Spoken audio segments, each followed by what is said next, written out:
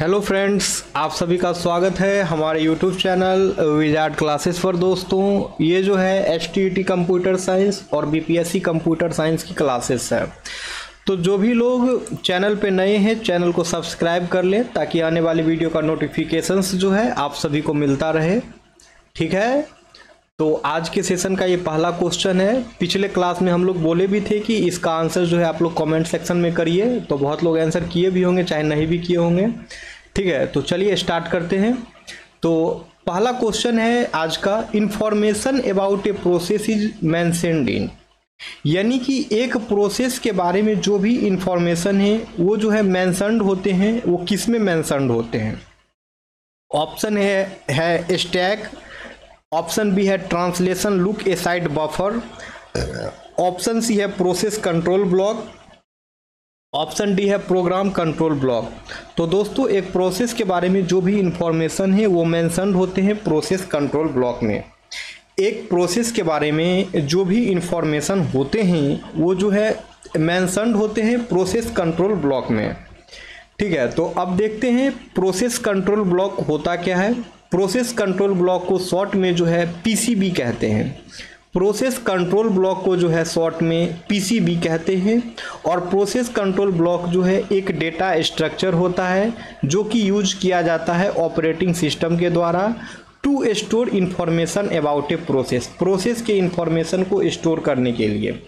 ठीक है, तो क्या समझे प्रोसेस कंट्रोल ब्लॉक के बारे में आप लोग। तो प्रोसेस कंट्रोल ब्लॉक जो है एक डेटा स्ट्रक्चर होता है जो कि यूज किया जाता है ऑपरेटिंग सिस्टम के द्वारा इंफॉर्मेशन को जो है स्टोर करने के लिए। प्रोसेस के बारे में इंफॉर्मेशन को स्टोर करने के लिए जो है पीसीबी का यूज किया जाता है। और प्रोसेस कंट्रोल ब्लॉक जो है दोस्तों, it contains various piece of information related to the process.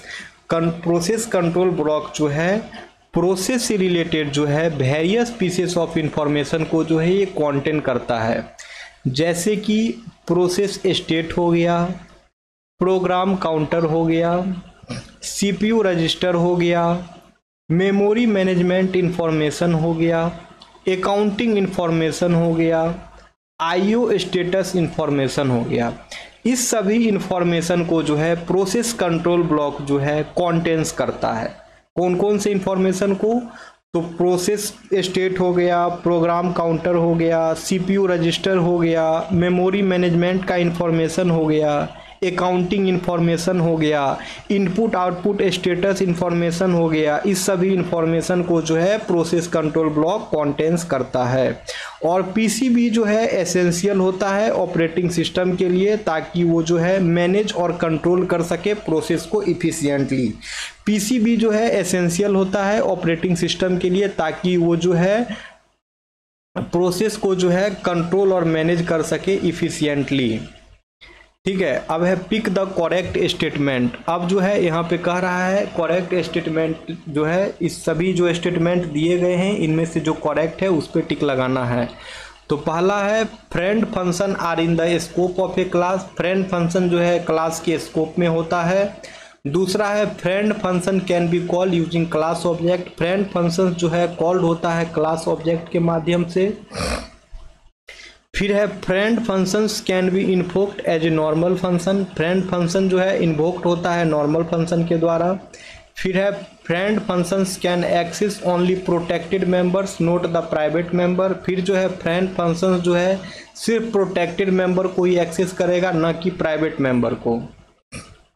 ठीक है, तो इसका आंसर हो जाएगा friend functions can be invoked as a normal function. ये जो है करेक्ट है, यानी कि फ्रेंड फंक्शंस जो है इन्वोक होता है नॉर्मल फंक्शन के ही तरह।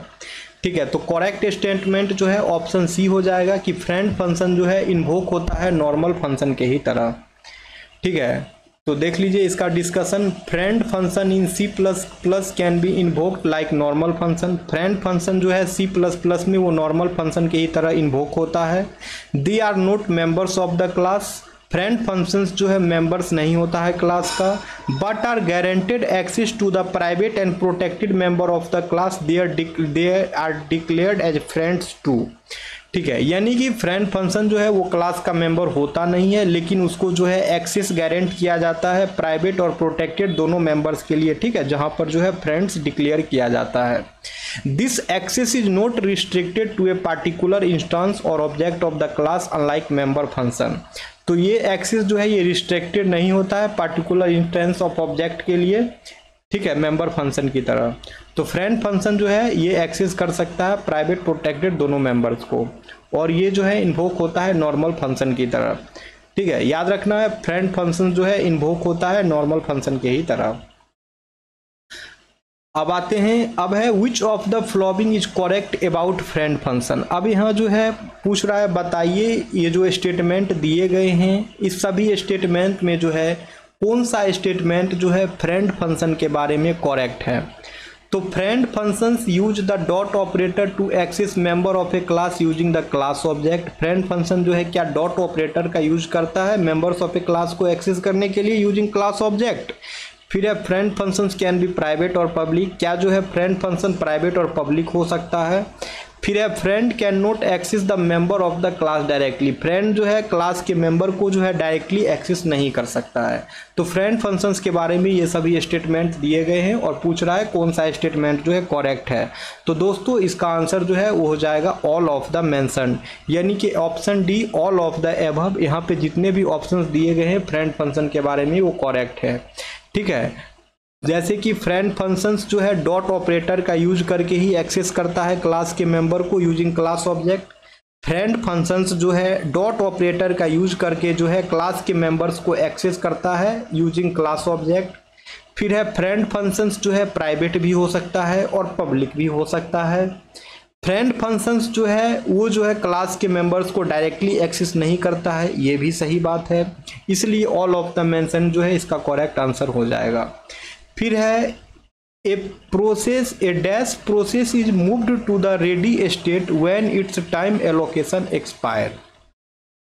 कौन सा प्रोसेस जो है वो रेडी स्टेट में मूव कर जाता है जब जो है इसका टाइम एलोकेशन जो है एक्सपायर करता है। इनमें से कौन सा वो प्रोसेस स्टेट है जो कि रेडी स्टेट में मूव कर जाता है जब उसका टाइम एलोकेशन जो है एक्सपायर होता है। ऑप्शन ए है ब्लॉक्ड स्टेट, ऑप्शन बी है न्यू स्टेट, ऑप्शन सी है रनिंग स्टेट, ऑप्शन डी है सस्पेंडेड स्टेट। तो दोस्तों इसका आंसर हो जाएगा रनिंग स्टेट, इसका आंसर हो जाएगा रनिंग स्टेट, यानी कि रनिंग प्रोसेस जो है दोस्तों वो जो है मूव हो जाता है रेडी स्टेट में। रनिंग प्रोसेस जो है दोस्तों वो मूव हो जाता है रेडी स्टेट में, ठीक है। रनिंग स्टेट जो है दोस्तों वो जो है रेडी स्टेट में मूव कर जाता है जब उसका टाइम एलोकेशन जो है एक्सपायर कर जाता है, ठीक है। When the time allocation also known as time slice और टाइम कंटेंट, टाइम एलोकेशन को जो है दोस्तों टाइम स्लाइस और टाइम कंटेंट्स भी टाइम क्वांटम भी कहा जाता है। टाइम एलोकेशन को जो है टाइम स्लाइस और टाइम क्वांटम भी कहा जाता है रनिंग प्रोसेस का। जब ये एक्सपायर होता है तो pre-emptive multitasking operating system use होता है और ये प्रोसेस जो है रनिंग स्टेट से जो है रेडी स्टेट में चला जाता है और जो है ये अलाउ करता है अदर प्रोसेस को रेडी क्यू में शेड्यूल होने के लिए to be run by the CPU. अब है which keyword is use to represent a friend function, which keyword is use to represent a friend function. इनमें से कौन सा कीवर्ड का यूज जो है इनमें से कौन सा कीवर्ड का यूज जो है किया जाता है फ्रेंड फंक्शन को रिप्रेजेंट करने के लिए। ऑप्शन बी है स्मॉल एफ से स्टार्ट है फ्रेंड, ऑप्शन बी है कैपिटल लेटर से फ्रेंड स्टार्ट है, ऑप्शन सी है स्मॉल लेटर से फ्रेंड फंक्शन है, ऑप्शन डी से कैपिटल लेटर में फ्रेंड फंक्शन है फ्रेंड अंडरस्कोर फंक्शन। तो दोस्तों इनमें से जो है फ्रेंड फंक्शन को डिक्लेयर करने के लिए जो है ऑप्शन ए स्मॉल लेटर से जो फ्रेंड स्टार्ट है उसे यूज किया जाता है, ठीक है दोस्तों। स्मॉल लेटर से जो फ्रेंड स्टार्ट है उसका यूज किया जाता है फ्रेंड फंक्शन को डिक्लेयर करने के लिए, ठीक है। In C++, the friend keyword is used to declare a function or class as a function of another class. ठीक है। इन सी प्लस प्लस में जो है फ्रेंड कीवर्ड का यूज किया जाता है फंक्शन ऑफ ए क्लास को डिक्लेयर करने के लिए as a friend of another class, granting it access to the private and protected member of that class. और जो है एक्सेस को गारंटी करता है प्राइवेट और protected member of the class में, यानी कि फ्रेंड फंक्शन में जो है दोस्तों आप लोग प्रोटेक्टेड या प्राइवेट मेंबर के क्लास को भी जो है एक्सेस कर सकते हैं। ठीक है दोस्तों। अब है the programming language that has the ability to create a new data type is called, यानी कि एक प्रोग्रामिंग लैंग्वेज जिसके पास जो है एबिलिटी होता है न्यू डेटा टाइप को क्रिएट करने के लिए, उसे क्या कहा जाता है। ऑप्शन ए है ओवरलोडेड, ऑप्शन बी है इनकैप्सुलेटेड, ऑप्शन सी है रिप्रीहेंसिबल, ऑप्शन डी है एक्सटेंसिबल। यानी कि एक प्रोग्रामिंग लैंग्वेज दोस्तों जिसके पास एबिलिटी होता है न्यू डेटा टाइप को क्रिएट करने के लिए, उसे जो है एक्सटेंसिबल कहा जाता है। ठीक है दोस्तों, एक प्रोग्रामिंग लैंग्वेज जिसके पास जो है एबिलिटी होता है न्यू डेटा टाइप को क्रिएट करने के लिए, उसे जो है एक्सटेंसिबल कहा जाता है। ठीक है, तो इसका डिस्कशन देख लिया जाए। A programming language that has the ability to create new data types is called extensible, यानी कि एक प्रोग्रामिंग लैंग्वेज जिसके पास जो है एबिलिटी होता है न्यू डेटा टाइप क्रिएट करने का, उसे जो है एक्सटेंसिबल कहा जाता है। This means that language provides mechanism for defining new data type. इसका मतलब ये हुआ कि लैंग्वेज जो है वो प्रोवाइड करता है वो मैकेनिज्म जिससे कि न्यू डेटा टाइप जो है डिफाइन हो सके, such as classes in object oriented programming like C++ and Java और data structure in language like Python and JavaScript. जैसे ऑब्जेक्ट ओरिएंटेड लैंग्वेज में क्लासेस हो गया और डेटा स्ट्रक्चर में पाइथन और जावा स्क्रिप्ट हो गया।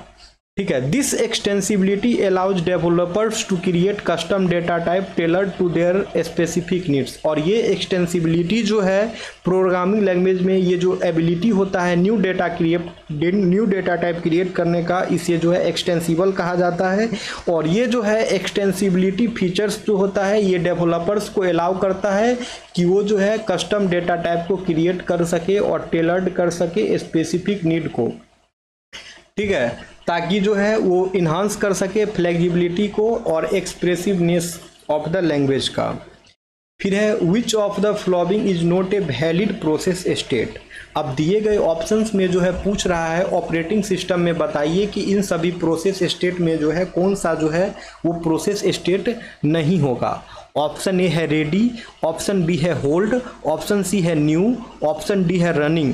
तो दोस्तों इनमें से जो है जो वैलिड प्रोसेस स्टेट नहीं है वो हो जाएगा option B hold. Option B hold, hold जो है वो किसी भी तरह का कोई जो है वैलिड प्रोसेस स्टेट नहीं होता है। बाकी रेडी, न्यू, रनिंग ये सभी के सभी जो है प्रोसेस स्टेट होते हैं। ठीक है, तो होल्ड जो है ये जो है प्रोसेस स्टेट होता नहीं है ऑपरेटिंग सिस्टम में। ऑपरेटिंग सिस्टम में जो भी प्रोसेस स्टेट होते हैं उसका नाम है new, ready, running, waiting, terminated. New, ready, running, waiting, terminated. Waiting को जो है ब्लॉक्ड स्टेट भी कहा जाता है और टर्मिनेटेड को जो है एग्जिट स्टेट कहा जाता है। ठीक है, इसे याद रखना है। और जो भी प्रोसेस स्टेट होते हैं वो यही प्रोसेस स्टेट होते हैं, यही मुख्य 5 प्रोसेस स्टेट होते हैं जो है new, ready, running, waiting, terminated. New, ready, running, waiting, terminated. ठीक है फ्रेंड्स, अब आगे आते हैं। अब यहाँ पे क्वेश्चन है which of the following comment syntax is correct to create a single line comment in the C++ program. इनमें से कौन सा ऑप्शंस का यूज करके जो है C++ प्रोग्राम में जो है सिंगल लाइन कमेंट का यूज करते हैं। ठीक है, तो सिंगल लाइन कमेंट का यूज करते हैं डबल बैकस्लैश कमेंट यूज करके। ठीक है, डबल बैकस्लैश कमेंट यूज करके जो है दोस्तों डबल स्लैश यूज करके जो है कमेंट, सिंगल लाइन कमेंट को डिक्लेयर करते हैं। ठीक है, in C++, a single line comment is created using the double slash syntax. Anything after double slash on the same line is treated as a comment and is ignored by the compiler. ठीक है, तो C++ में जो है double slash comment का use करके single line comment का use किया जाता है और मल्टीपल लाइन कमेंट्स का जो यूज किया जाता है सिंगल लाइन स्लैश रहता है और साथ में एस्टेरिस्क सिंबल रहता है। अब है a process waiting to be assigned to a processor is considered to be in which state. यानी कि एक प्रोसेस जो है waiting to be assign to a processor, processor में असाइन करने के लिए जो वेट कर रहा है उसे कौन से स्टेट में जो है माना जाता है। ठीक है, a process waiting to be assign to a processor, एक प्रोसेस जो कि वेटिंग कर रहा है प्रोसेसर में असाइंड होने के लिए, वो जो है कौन से स्टेट में जो है उसे कंसीडर किया जाता है। ऑप्शन ए है वेटिंग स्टेट, ऑप्शन बी है रेडी स्टेट, ऑप्शन सी है टर्मिनेटेड स्टेट, ऑप्शन डी है रनिंग स्टेट। तो दोस्तों ये जो है ये हो जाएगा रेडी स्टेट, यानी कि एक प्रोसेस जो कि वेट कर रहा है प्रोसेसर में असाइंड होने के लिए, वो जो है रेडी स्टेट में कंसीडर्ड होगा। यानी कि एक प्रोसेस जो कि वेट कर रहा है रेडी स्टेट में असाइन होने के लिए, ठीक है, एक प्रोसेस जो कि वेट कर रहा है प्रोसेसर में असाइंड होने के लिए, उसे जो है रेडी स्टेट में जो है कंसीडर किया जाता है। ठीक है, तो इसका डिस्कशन है, डिस्कशन देखिए। A process waiting to be assigned to a processor is considered to be the in the ready state, यानी कि एक प्रोसेस जो कि वेट कर रहा है प्रोसेसर में असाइंड होने के लिए, उसे जो है रेडी स्टेट में कंसीडर्ड किया जाता है। और रेडी स्टेट में होता क्या है, in this state the process is prepare to execute and is waiting for the CPU to be allocated to it. तो रेडी स्टेट में होता क्या है कि इसमें जो है प्रोसेस जो है प्रिपेयर होता है एग्जीक्यूट होने के लिए, और जो है ये वेट करता है for the CPU to allocate it, और जो है ये वेट करता है सीपीयू के लिए, जो सीपीयू जो है इसे एलोकेट करेगा। Once the CPU becomes available, the process can transition from the ready state to the running state, where it will start executing its instruction। यानी कि CPU जो है जैसे ही अवेलेबल होगा तो प्रोसेस जो है ये ट्रांजिशन कर जाएगा। Process can transition from ready state to running state, तो प्रोसेसर जो है ट्रांजिशन कर जाएगा, प्रोसेसर जो है रेडी स्टेट से रनिंग स्टेट में चला जाएगा। Where it will start executing its instruction, जहाँ पर जो है ये अपने इंस्ट्रक्शन को जो है एग्जीक्यूट करना स्टार्ट कर देगा। तो ठीक है, याद रखना है, एक प्रोसेस जो भी असाइंड किया जाता है, ठीक है, एक प्रोसेस जो कि प्रोसेसर में असाइंड होने के लिए जो है वेट करता है, उसे जो है रेडी स्टेट कहा जाता है। प्रोसेसर बोले तो सीपीयू होगा, ठीक है, सीपीयू याद रखना है, और सीपीयू को ही जो है प्रोसेसर भी कहते हैं, अब माइक्रो प्रोसेसर भी कहते हैं, और CPU on a single chip को माइक्रो प्रोसेसर कहते हैं, और ये भी याद रख लीजिए computer on a single chip को माइक्रो कंट्रोलर कहते हैं। ठीक है, अब यहाँ पे for inserting a new line in C++ program which one of the following statement can be used. ठीक है, C++ प्रोग्राम में जो है न्यू लाइन को इंसर्ट करना है, तो इसमें से कौन सा स्टेटमेंट का यूज करते हैं। C++ में जो है न्यू लाइन को इंसर्ट करना है, तो इनमें से कौन से स्टेटमेंट का यूज करते हैं, तो इसमें से यूज करते हैं /n का, /n का यूज करते हैं for inserting a new line in C++ program. C++ program में जो है न्यू लाइन को इंसर्ट करने के लिए जो है /n का यूज करते हैं। अब है which of the following refers to characteristics of an array, which of the following refers to characteristics of an array. इसमें से जो है दोस्तों कौन सा ऑप्शन जो है वो एरे के कैरेक्टरिस्टिक्स को जो है रेफर करता है। ऑप्शन ए है an array is a set of similar data item, array जो है सिमिलर डेटा आइटम का सेट होता है। Array is a set of distinct data item, array जो है डिस्टिंक्ट डेटा आइटम का सेट होता है। Array can hold different types of data types, array जो है different types of data type को होल्ड करेगा। फिर है option D none of the above, तो इसका आंसर जो है दोस्तों वो हो जाएगा ऑप्शन ए। ठीक है दोस्तों, इसका आंसर जो है वो हो जाएगा ऑप्शन ए, यानी कि एरे जो है सिमिलर टाइप के डेटा आइटम को स्टोर करता है, यानी कि एरे जो है सिमिलर टाइप के डेटा आइटम को स्टोर करता है। ऑप्शन ए जो है करेक्ट होगा। ठीक है, तो आइए यहाँ पे अब पढ़ते हैं इसका discussion. Array in programming are collections of element of the same data type arrange in a continuous memory locations. Array जो होता है प्रोग्रामिंग में वो कलेक्शंस ऑफ एलिमेंट होता है सेम डेटा टाइप का, जो कि अरेंज होता है कंटिन्यूअस मेमोरी लोकेशंस पे, और each element in the array has the same data type making it a set of similar data item। और एरे के जो भी एलिमेंट होते हैं उसके जो है सेम डेटा टाइप होते हैं, making it A shape of similar data item, और ये जो है सिमिलर डेटा आइटम्स का जो है ये सेट बनाता है। This allows for efficient storage and manipulation of data in structured manner, और ये जो है अलाउ करता है एफिशिएंट स्टोरेज और मैनिपुलेशन ऑफ डेटा को स्ट्रक्चर्ड मैनर में। अब है which of the following is the correct syntax for declaring the array, which of the following is the correct syntax for declaring the array, यानी कि array को declare करने के लिए जो है इनमें से कौन सा सिंटैक्स जो है वो करेक्ट होगा। ठीक है, तो एरे को डिक्लेयर करने के लिए जो सिंटैक्स करेक्ट होगा दोस्तों वो हो जाएगा int array 5। Int array square bracket में जो 5 है फिर सेमी कॉलन है। ठीक है, इंट एरे 5 फिर स्क्वायर ब्रैकेट में जो है 5 है फिर सेमी कॉलन है। ये जो है दोस्तों एरे को डिक्लेयर करने के लिए जो है ये करेक्ट सिंटैक्स होगा। ठीक है, in C++ the correct syntax for declaring an array of integer with a size of 5 element is int array 5। This syntax specify the data type int followed by the array name array and then size of the array include in the square bracket. ठीक है, तो दोस्तों array declare करने का जो है यही syntax होता है, इंट एरे फिर डेटा साइज, ठीक है, स्क्वायर ब्रैकेट के अंदर में और फिर सेमी कॉलन, और ये जो स्क्वायर ब्रैकेट में 5 दिया गया है ये जो है एरे के साइज को बता रहा है। और एरे जो है एरे का इंडेक्स जो है 0 से स्टार्ट होगा, यानी कि यहाँ पे 0 से लेकर के 4 के बीच में जो है इनिशियलाइज होगा।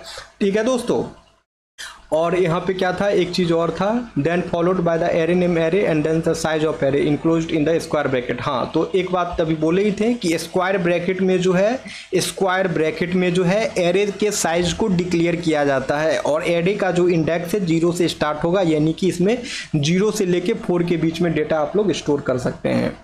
अब है the systems which allow only one process execution at a time are called, यानी कि सिस्टम्स जो कि अलाउ करता है ओनली वन प्रोसेस एग्जीक्यूशन, एक टाइम में ओनली वन प्रोसेस एग्जीक्यूशन को ही जो है अलाउ करता है, उसे क्या कहा जाता है। ऑप्शन ए है uniprogramming system, option B है uniprocessing system, option C है unitasking system, option D है नन ऑफ द मेंशन्ड। तो इसका आंसर हो जाएगा दोस्तों यूनी प्रोग्रामिंग सिस्टम। इसका आंसर हो जाएगा यूनी प्रोग्रामिंग सिस्टम, यानी कि वो सिस्टम जो अलाउ करता है only one process execution at a time, वो सिस्टम जो अलाउ करता है only one process execution of at a time, उसे जो है यूनी प्रोग्रामिंग सिस्टम कहा जाता है। ठीक है, यूनी प्रोग्रामिंग सिस्टम जो है दोस्तों ये अलाउ करता है only one process to execute at a time. ठीक है, यूनी प्रोसेसिंग सिस्टम जो है वो अलाउ करता है कि एक टाइम में जो है एक ही प्रोसेस जो है एग्जीक्यूट होगा। In such system the CPU executes instruction for one process until it's complete or until it is interrupted by the operating system to allow another process to execute। ठीक है, तो इस सिस्टम में जो क्या होगा, CPU जो है इंस्ट्रक्शन को एग्जीक्यूट करेगा for one process until it's complete, जब तक कि वो कंप्लीट ना हो जाता है और जब तक जो है वो इंटरप्ट ना हो जाता है ऑपरेटिंग सिस्टम के द्वारा, to allow another process to execute. अब how many types of the array are there in the C++ programming language, how many types of the array are there in the C++ programming language. यहाँ जो है पूछ रहा है बताइए कि C++ programming language में जो है कितने तरह के एरे होते हैं। C++ प्रोग्रामिंग लैंग्वेज में जो है कितने तरह के एरे होते हैं वो पूछ रहा है। पहला है कि C++ प्रोग्रामिंग लैंग्वेज में जो है 3 टाइप्स के एरे होते हैं। दूसरा है C++ प्रोग्रामिंग लैंग्वेज में जो है 4 टाइप्स के एरे होते हैं। फिर तीसरा है C++ प्रोग्रामिंग लैंग्वेज में जो है 2 टाइप्स के एरे होते हैं। ऑप्शन डी है फिर बोथ A एंड B। तो करेक्ट आंसर जो है वो हो जाएगा ऑप्शन सी, यानी कि C++ प्रोग्रामिंग लैंग्वेज में जो है 2 तरह के ही एरे होते हैं। ठीक है दोस्तों, याद रखना है C++ प्रोग्रामिंग लैंग्वेज में जो है 2 तरह के ही एरे होते हैं। कौन कौन होते हैं, तो एक 1 डायमेंशनल एरे और दूसरा मल्टी डायमेंशनल एरे। C++ में जो है 2 टाइप्स के एरे होते हैं, पहला 1 डायमेंशनल एरे, दूसरा मल्टी डायमेंशनल एरे। ठीक है, तो चलिए दोस्तों सेशन को एंड करते हैं। याद रखना है C++ में जो है 2 टाइप्स के ही एरो होते हैं, पहला 1 डायमेंशनल और फिर मल्टी डायमेंशनल। ठीक है, तो जो भी लोग नए हैं चैनल पे, चैनल को सब्सक्राइब कर लें ताकि आने वाले वीडियो का नोटिफिकेशन आप सभी को मिलता रहे। Okay friends, thank you everyone.